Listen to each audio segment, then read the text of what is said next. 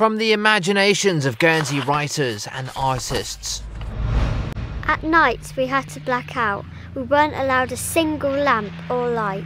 We knew the Luftwaffe could be looking down, searching for a place to drop their bombs.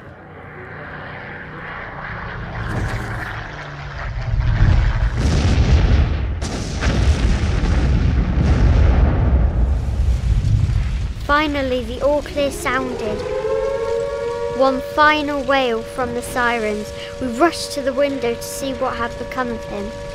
Their stories brought to life, panel by panel, page by page. This is where it began. My brother Lawrence's house. Parsons Folly, it is named. We were meeting up for the weekend with friends and associates. Back then, I was a bookseller. Back then, I did not jump at every shadow. Now the shadows jump at me. It seems the island's secret love of comics has now been unmasked. Those stories you heard before are just some of those that make up a new, locally published collection, Zone 1.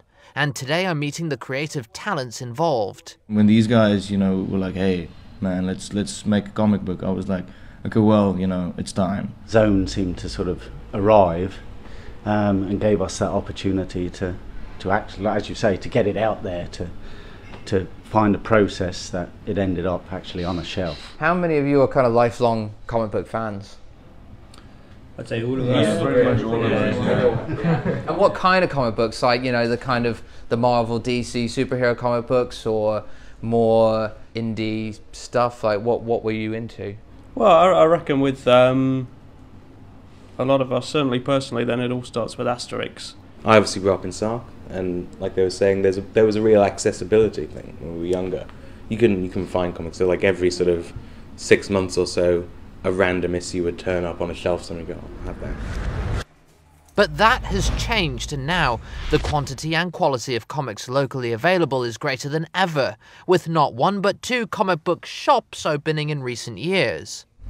Comic books and comic book culture do seem to be enjoying a bit of a boom in Guernsey at the moment, with more people writing and drawing their own work, sharing it, publishing it, but also with people discovering comic books more widely and with more places to come and find them.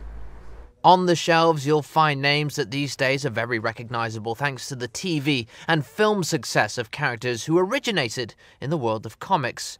But you'll find locally produced work too, and the shops serve as a focal point for that creativity.